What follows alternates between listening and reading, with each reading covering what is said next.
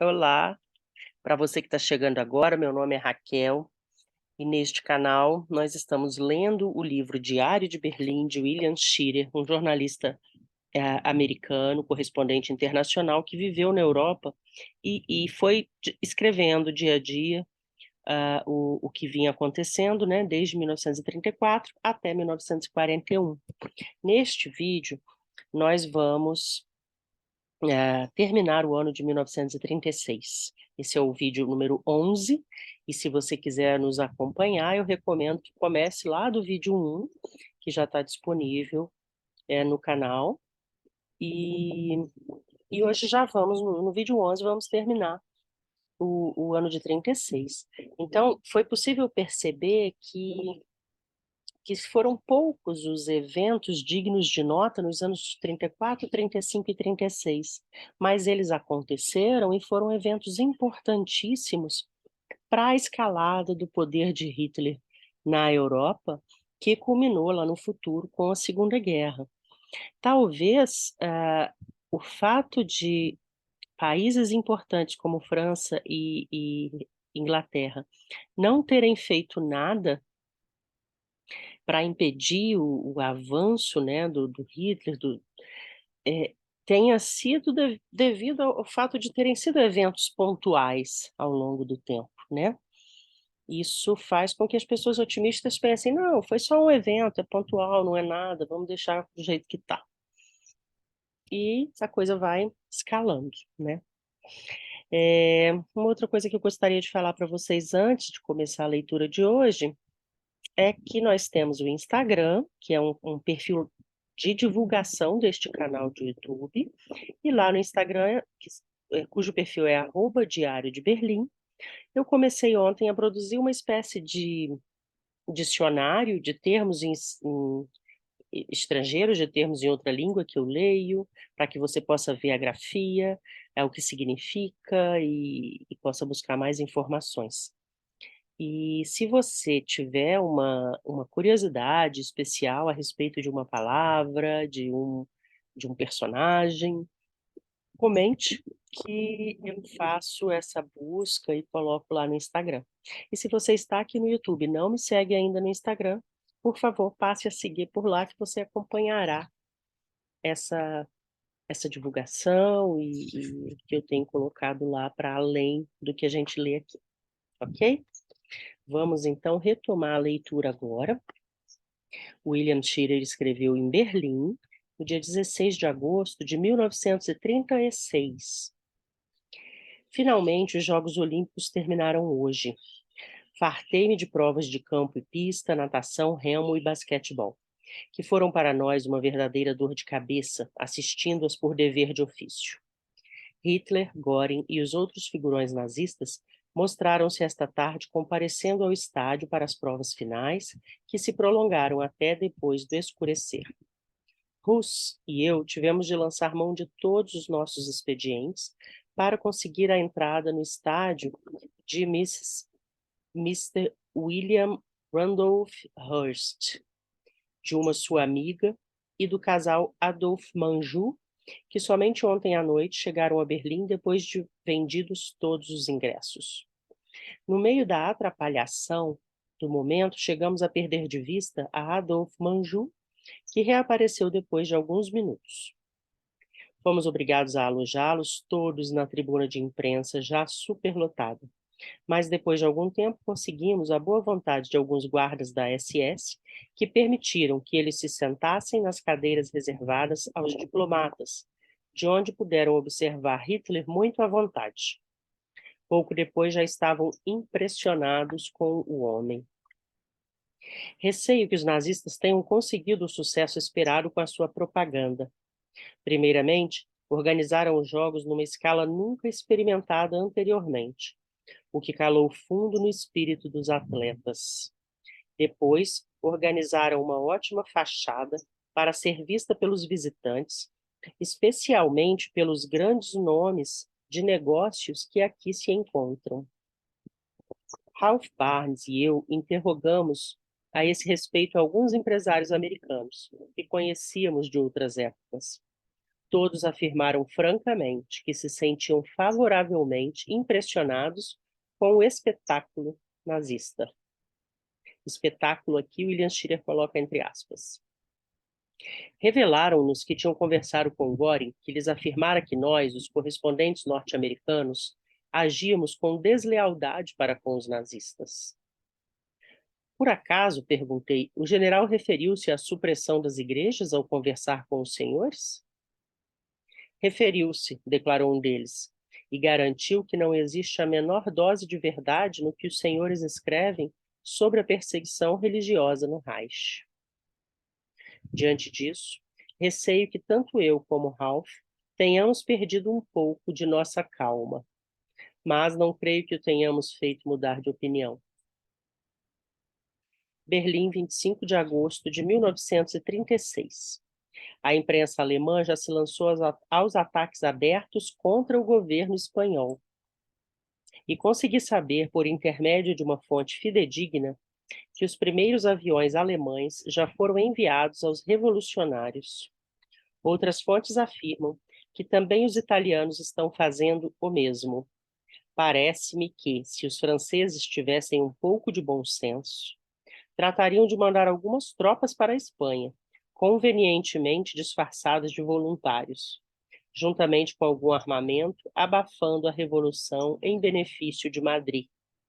Mas Leon Blum, apesar de socialista, parece mais inclinado a adotar uma política de não intervenção, talvez receoso do que a Alemanha e a Itália possam fazer.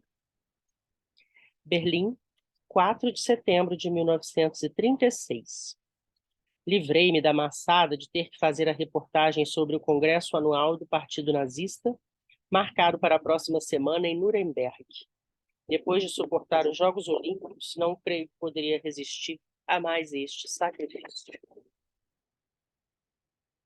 Berlim, setembro, sem data. Almocei hoje em companhia de Tom Wolfe.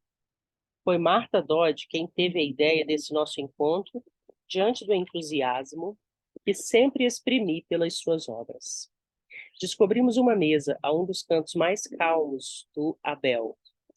Fisicamente, Wolfe é um sujeito enorme, efervescente de energia, possuidor de um apetite digno de Gargantua, pedindo sempre uma repetição de cada prato de carne e vegetais, e um número de garrafas de Fauser superior ao que seria conveniente para nós dois, ou pelo menos para mim. Simpatizei com ele imediatamente e entabulamos uma ótima palestra sobre literatura americana, tentando descobrir por que motivo a maioria dos nossos escritores, como Lewis, Dreiser e Anderson, por exemplo, ou deixavam de escrever de vez, ou experimentavam uma tão grande queda literária, deixando de produzir exatamente aquela que deveria ser a obra-prima de cada um, justamente no momento de suas vidas em que, em geral, os escritores europeus produzem suas melhores novelas e romances. Aliás, um assunto sobre o qual já meditara muitas vezes, e que, certa feita, em Viena, chegara mesmo a discutir com o próprio Lewis. Wolfe tem uma certa consciência de não se sentir influenciado pela política, numa idade em que isso acontece a quase todos os escritores, tal como, em verdade, devia suceder. Sobre este ponto, as nossas opiniões também concordaram. Admitiu desde logo essa deficiência de sua parte, declarando, porém, que estava tratando de aprender um pouco de política. Sou partidário de Roosevelt para a reeleição, explicou. Coisa curiosa. As obras de Wolfe prestaram-se a magníficas traduções para o alemão. E Look Homeward, Angel, fez aqui um enorme sucesso.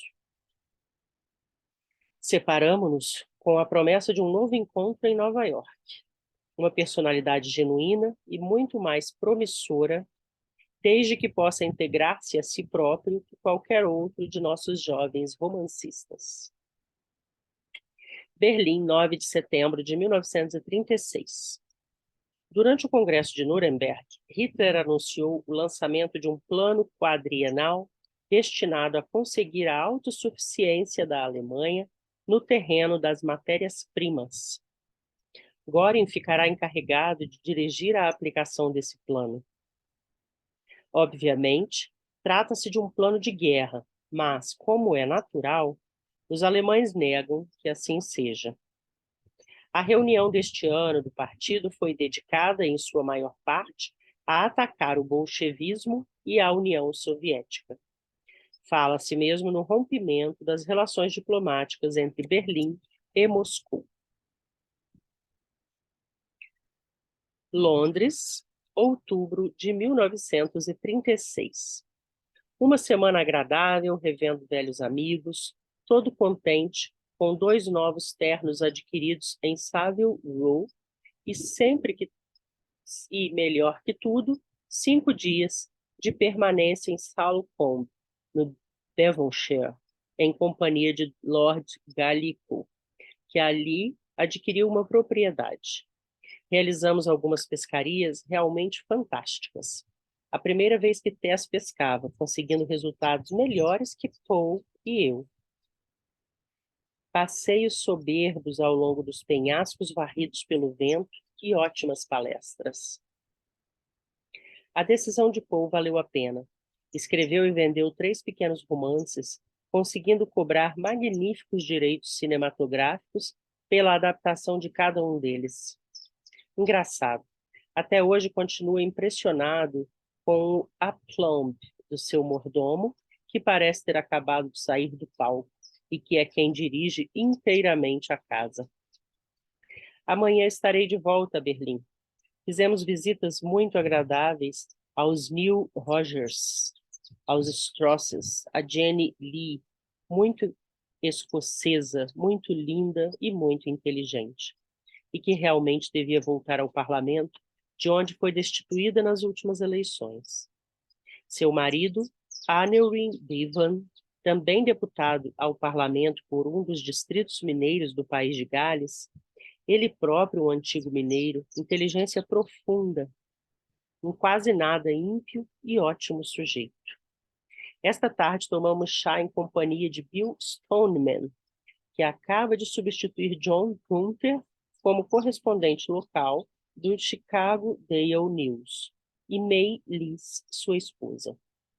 Bill estava terrivelmente apreensivo com qualquer coisa, nervoso como uma galinha velha. Tão nervoso que, num momento de irritação, não pude deixar de dizer: "Por que não diz logo o que sente, Bill? Talvez ficasse melhor." Diante disso, tirou um cabograma do bolso e passou-me para que o lesse. Era uma mensagem de 10 linhas para o seu jornal, enviada esta tarde. Li o seu conteúdo. Dizia o seguinte: Mrs. E.A. Simpson impetrou uma ação de divórcio contra seu marido, Mr. E.A. Simpson, perante o Tribunal de Ipswich. O caso será julgado. Mais um detalhe ou dois sobre a data em que seria julgado o processo. E era tudo. É uma revelação sensacional, capaz de causar grande escândalo em todo o mundo. E, obviamente, o rei agora pretende casar com a mulher e coroá-la rainha. Berlim, 18 de novembro de 1936. A Wilhelmstrasse anunciou hoje que a Alemanha, juntamente com a Itália, reconheceu o governo do generalíssimo Franco. O general Faupel, que tantos serviços prestou ao seu país na América do Sul e Espanha, será o primeiro embaixador de Hitler junto ao governo de Salamanca. Aparentemente, a decisão de hoje foi calculada com o fim de diminuir o fracasso de Franco em tomar Madrid, exatamente quando parecia que a capital já estava em suas mãos. A princípio disseram-me que esse reconhecimento deveria coincidir com a entrada do generalíssimo na capital, que os alemães esperavam já há 10 dias. Dodge revelou-me que o nosso consulado de Hamburgo o tinha informado sobre a partida esta semana de 3 navios alemães carregados de armas, que dali seguiram para a Espanha. Enquanto isso, em Londres, prossegue a comédia da não intervenção. De 2 anos a esta parte que a política de Londres e Paris deixou de ter qualquer significação. para mim. Vou repetir.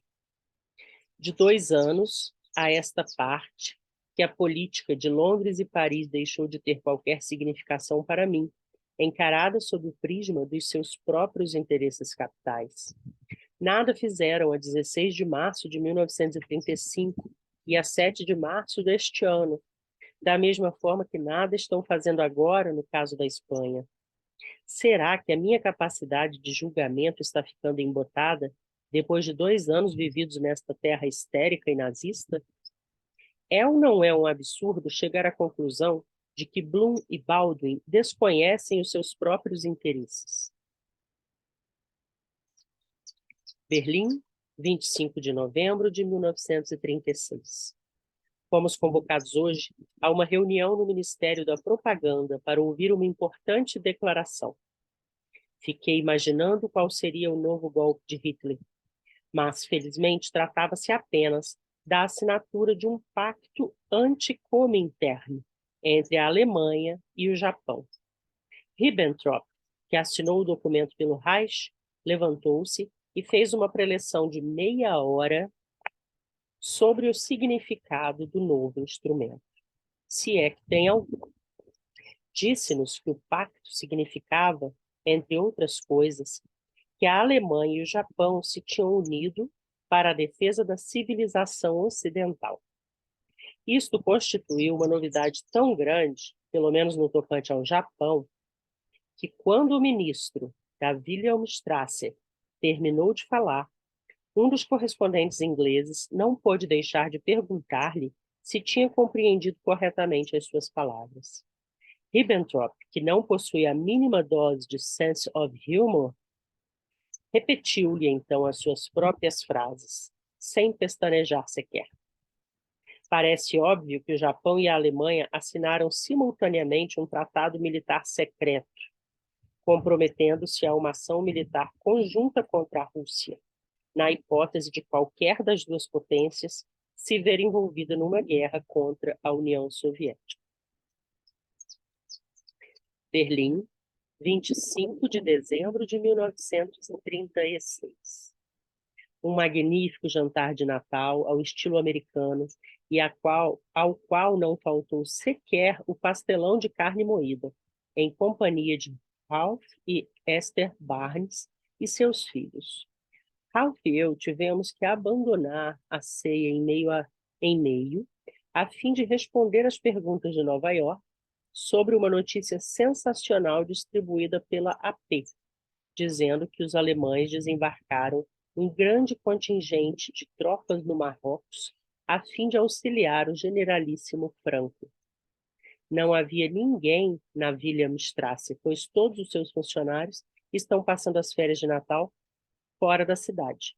Assim, foi-nos impossível conseguir a confirmação ou o desmentido dessa notícia. Entretanto, parece-me mais uma lenda. E assim nós chegamos ao fim de 1936. Nesse segundo semestre, ele relata fatos importantes, né, como o apoio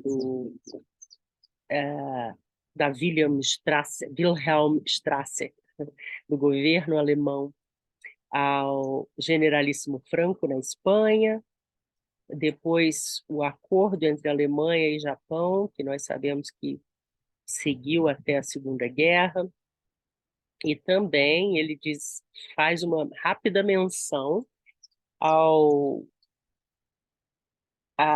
divórcio da senhora Simpson, americana, que veio a se casar com o então rei inglês, que depois acaba por renunciar e causa um grande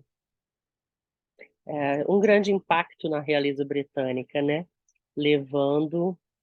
Mudando completamente a vida da pequena Elizabeth, que passa a ter o pai rei e ela na linha de sucessão, como as pessoas que acompanham a história da realeza britânica estão cientes.